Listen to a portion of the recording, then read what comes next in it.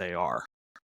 I want to talk about the economy in California. Okay. Simply because the economy, we hear people like Gavin Newsom say California is the fifth largest economy. And they love to tout that. The Democrats in Sacramento always say, oh, it's the fifth largest economy, whether that's true or not. Sometimes it's fifth or eighth or whatever. They always try to say, look, we're the fifth largest because of our incredible policies. That's why we're the fifth largest. And my theory has always been, I think California is fifth largest despite the policies of Democrats. And if we were to truly unleash the sort of ability and the abundance of California, what we have here, it could be even higher. It could be a lift for the entire country. It would be an enormous place of wealth and abundance. Yes. Do you have any opinion on sort of the economic policies in California? Because they are kind of spreading to the rest of the country. So, yeah, I mean, I have a lot of opinions. I mean, the principal opinion is that when you dedicate money to welfare and homelessness and even drugs and whatever you hold out money for, you actually produce more of what you're trying to mitigate. This is the law of economics. I can't remember the name of this law, but I've been looking for it for 3 weeks, actually, but I can't find it. I read it once, and I should have saved that file, but I did not. In any case, it's a law of economics that when you pay for something and you put money for something, you're going to get more of that something. You could look at it in terms of the supply curve, generally. That is, the more you supply something, the more you're going to have of it. So if you supply more money for any widget, for example, you'll get more widgets produced. If you supply money for welfare and other social programs, you're going to get more of the very problems that you're supposedly trying to mitigate. I don't even believe that that's what they're trying to do. I think they're trying to ingratiate people to the state by virtue of handouts that then make people cripples and dependents, and then they have their loyal subjects then and voters. And this is also the way the state operates on a national level too, and increasing welfare, and it creates a hostage class of the state. The state has a kind of class in hostage, and these people will show their fealty for the state and even for its warfare policies, because they're not going to buck the system at all, because they're living off of this, and they can't, they've become disabled to live in any other way. So this is the problem. It cripples people. It creates literal cripples, and so California throwing all this money at homelessness. I know they have, like in San Francisco, I think they spend $850 billion a year on homelessness. And I think New York spends somewhere around 1.2,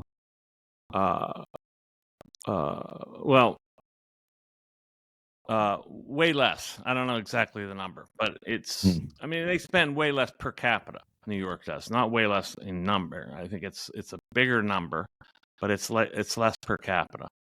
And look at San Francisco; it's a total disaster. The more it's clean. Actually, well, yeah, it's clean right now because President Xi is there, and Gavin Newsom, I don't know where he hid all the homeless people. But Camille, actually, it's funny you bring up this, because Camille, you sent me an article literally just the other day about this, about homeless nonprofits, and it was, I don't know if I'm quoting it right, it's about the incentive program, or the incentive, it's about incentives, that if you pay to get rid of homeless and you give all these nonprofits all the money, well, if someone's making $500,000 a year as a CEO of a nonprofit that helps homeless, why do you think they would? Yes, there's never going to get rid of homelessness. They have a disincentive to get rid of homelessness. In fact, they need homelessness. The same thing goes for like racial issues. If you like in the university, I said this many times. These people that have departments of like, black studies or this studies and that studies, these people don't have any interest in getting rid of the problem because they actually need the problem to survive, to make money. The problem is the source of their income. And so they're not going to mitigate the problem or end it. Certainly they don't want to end it because then they're out of a job. And that goes for this issue as well. Yeah, and in California, to your point about reliance on the state, they have got quite the strategy between you have the nonprofits who are profiting from all this money and the grants that they're getting to solve these social issues like homelessness. And then you have the unions, which are probably the biggest enemy of Californians going. And unions pretend at this point that they're for the workers. But when you actually look at the unions here in California, like the California Teachers Association, which is the biggest and most powerful, they rarely actually care about their members. More, they care about the presidents and the CEO, the people who are running the unions, who then take all of your money and donate it to the politician, who then writes a law to benefit in that industry. Correct. Yeah. So he's just never going to get to say this. Speaking of California brownouts, no, I'm just kidding. But yeah, between the unions and everything else, they want everybody a public worker or a servant to Sacramento and the state. So, and I think people need to realize they're not here to help you.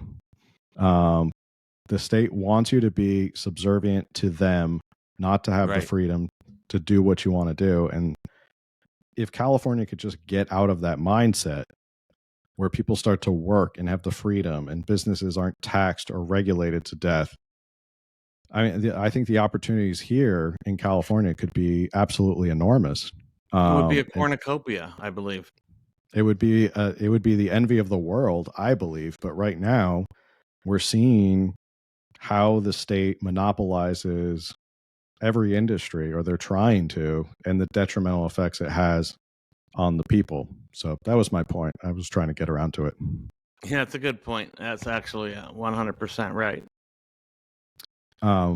So what would, I know you're running for president, but let's say you were to become governor of California tomorrow. What would be something you would tackle right away? Well, first of all, I'd get all the money out of. I'd take all the. I'd tackle the education system first, and turn it private altogether. Get rid of state funding for it altogether. I would get rid of all the welfare programs, but you have to ramp that down slightly. I mean, you can't simply. Well, the people are already out in the street, but I would ramp down very rapidly the social welfare programs that are being put in place. Certainly, I would stop the bills that are floated about reparations. That would be off the table 100%. San Francisco's got a crazy reparations bill that they're floating. I don't know what's happened with it lately, but it's obscene. It's basically the idea that if you're white, you have to be punished for what people did. In fact, in other states, not in California.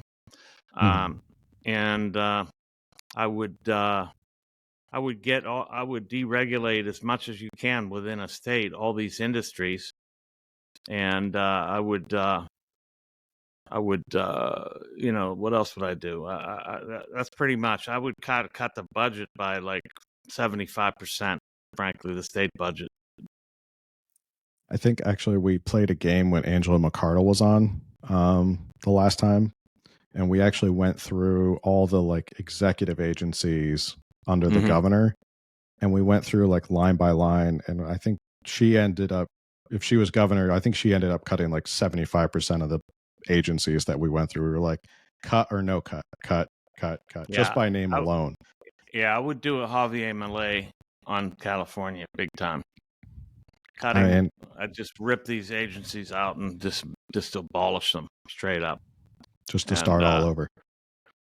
Yeah, I mean, it would. The state needs the bandages ripped off because this is a mess. And it will not heal until they get these.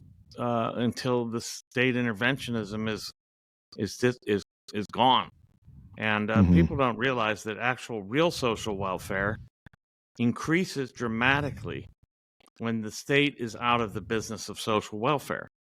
Because the state is nothing but a parasite. The state is effectively a parasite that lives off the capital of any society. It is a capital sucking. It's a I'm sounding like Ross Perot here. A giant sucking sound I'm hearing.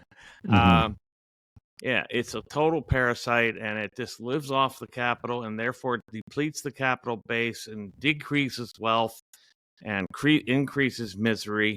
And so the state is the enemy, and as a governor, I would dismantle it as fast as I could. Too bad we couldn't have you.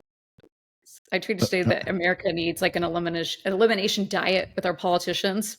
Just get rid of all of them and then slowly add in a few. And then if they're not working, okay, get rid of those, add it. Okay. Just just keep axing what's not working, what's making us sick, and only keep the ones that are really effective.